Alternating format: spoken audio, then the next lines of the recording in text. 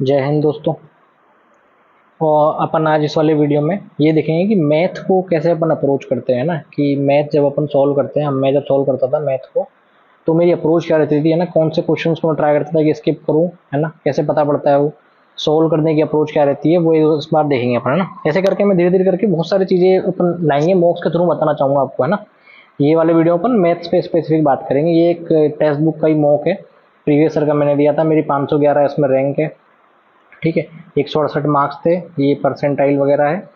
और इसमें मेरे रीजनिंग में नंबर कम है, मैथ्स में 50 है और इंग्लिश में 50 है, जीके में ठीक ठाक है ना, 30.5 नंबर है, ठीक है।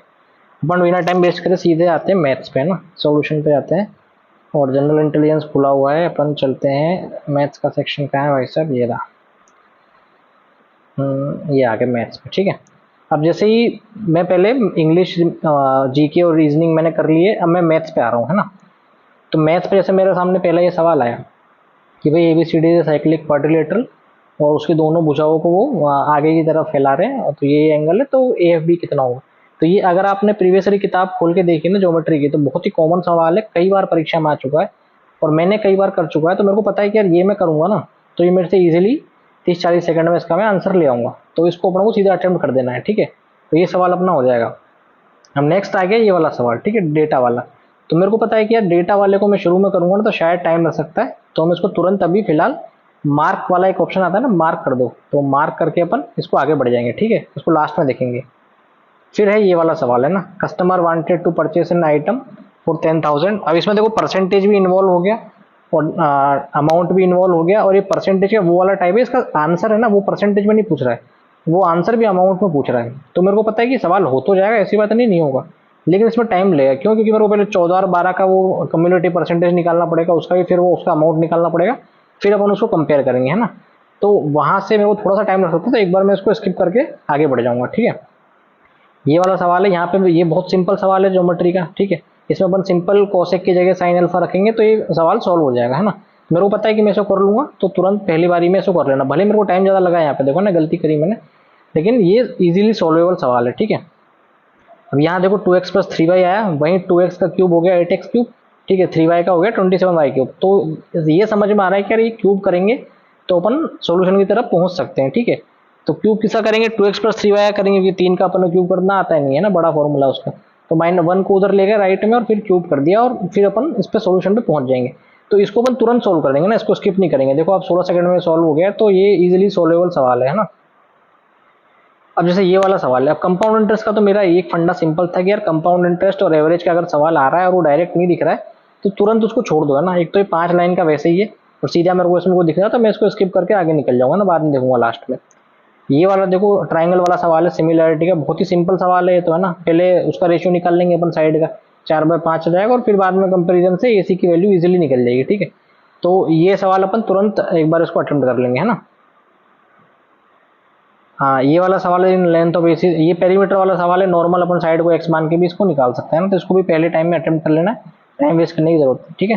पहली बारी में इसको अटेम्प्ट कर लेना। जैसे कोई एवरेज का ये वाला सवाल आया, तो इसमें नॉर्मल अपने को पहले 12th टर्म निकालनी है, फिर उस 12th टर्म को माइनस करना है। तो आपके पास दो तरीके हैं, या तो ट्रिक से जाए या फिर आप नॉर्मल मल्टीप्लाई कर ले, है ना। तो 23 गुणा 51 करोड़, फिर 12 गुणा 49, अगर उस तरीके से आप जाओ तो 12th टर्म आपको मिल जाएगी, है ना। तो इस वाले एवरेज में क्योंकि पता है कि अपने को अप्रोच क्लियर है, तो अपन चाहें तो सीधा जा सकते हैं, ठीक है, कि पहली बारी में सॉल्व कर लें, या फिर इसको स्किप करना चाहे तो आपकी मर्जी है। ये मेरे को बहुत सिंपल लगा था, तो मैंने सीधा ही इसको अटेम्प्ट कर लिया था, है ना। अब देखो ये वाला सवाल है, एक इनकम्प्लीट वर्क। अब ये वो सवाल है ना जो मेरे को लगा था कि आसान है ना, देखने से इजी लग रहा है, लेकिन जब इसको सॉल्व करा तो मेरे से हुआ नहीं। तो लेकिन मेरे को समझ में आ गया था पहले अटेम्प्ट में, क्या इसको मैं फिर से एक बार करूंगा ना तो शायद फिर से गलत हो जाए, तो मैंने इसको एक बार करा और फिर अपन छोड़ के इसको निकल गए, ठीक है। तो ऐसे अपने ईगो को हटा देना है कि नहीं हुआ सवाल तो कोई दिक्कत नहीं, आगे बढ़ जाओ, है ना, जिससे कि आपके पास बाद में टाइम रहे। ये प्रॉफिट लॉस का सिंपल सवाल है, इसमें डायरेक्ट सीपी और एसपी को अपन कंपेयर कर लेते हैं, ठीक है, कॉस्ट प्राइस और सेलिंग प्राइस को, और सीधा इसका आंसर आ जाता है। तो ऐसे सवालों को बिल्कुल नहीं छोड़ना, तुरंत अटेम्प्ट करना है इनको, है ना। 75 और वो एसपी लिखेंगे तो वो आंसर आ जाएगा इसका आराम से, ठीक है। अब देखो ये वाला सवाल है, if cot is equal to 1/2, तो यहाँ पे अपन वैल्यू पुटिंग से सॉल्व कर सकते हैं इस वाले सवाल को, है ना।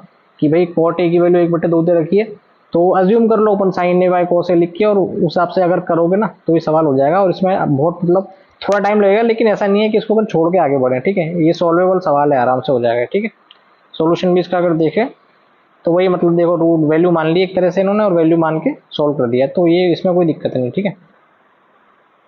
अब ये देखो ये तो और सिंपल सवाल है कि भाई इसमें एक तरह से इक्विलेटरल ट्रायंगल का एरिया दे दिया और साइड पूछ रहा है, तो कोई इशू नहीं है, पहली बार में सॉल्व कर देना है इसको, है ना, टाइम वेस्ट नहीं करना है।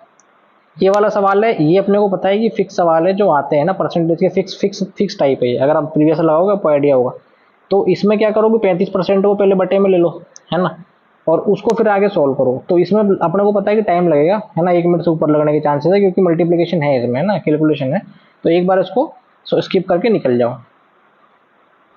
जैसे ये वाला सवाल आया है ना, एबीसी लाया ऑन सर्कल विद सेंटर हो प्रोड्यूस, फिक्स टाइप है ये। अगर आप इसको देख लोगे ना, एकदम स्पेसिफिक टाइप है। ये 68 में से 52 घटाते हैं कितना आता है, 52 और 8 दूनी 16, हाँ, तो सीधा वो 16 इसका डिग्री, इसका आंसर आ जाएगा ना। आप मतलब इसलिए कह रहा हूँ प्रीवियस लगाने बहुत जरूरी है, क्योंकि आपको कई सवाल डायरेक्ट मिल जाएंगे, सीधा आप करोगे ना डायरेक्ट आपका आंसर आ जाएगा। तो फिक्स टाइप है ये, ठीक है, डीएपी सीधा इसका 16 निकल जाएगा, इसका डिफरेंस आता है। एक वो टाइप और है जिसमें इसका आधा करते हैं अपन, है ना, तो वो एक अलग टाइप है। तो ये अपने को धीरे धीरे करके चीजें याद होंगी, आप करोगे तो आ जाएगा, है ना। और यहाँ देखो बहुत टाइम बचता है, 28 सेकंड में सवाल हो गया ना। शुरू में वो क्लिक नहीं कर रहा होगा, लेकिन डायग्राम जब बना तो तुरंत क्लिक हो गया कि भाई ये वाला इसका आंसर आने वाला है ना। ये अपन देखते ही स्किप कर देंगे तुरंत। यहाँ देखो सीधा वैल्यू पुटिंग करनी है, वैल्यू पुट करोगे तो आपका सवाल एकदम इजीली हो जाएगा, है ना। देखना पड़ेगा कि भाई कि कौन सी वैल्यू पे फिट बैठ रहा है, 30 पे बैठ रहा है कि 60 पे बैठ रहा है। मोस्टली क्योंकि √3 आ रहा है, तो या तो 30 पे बैठेगा, 60 पे बैठेगा, 90%, है ना। तो वहां से अपन को पता पड़ जाएगा। एक बार वैल्यू पुट होगी उसके बाद फिर सीधा इसमें कोसेक स्क्वायर थीटा में रखोगे तो आंसर आ जाएगा ना।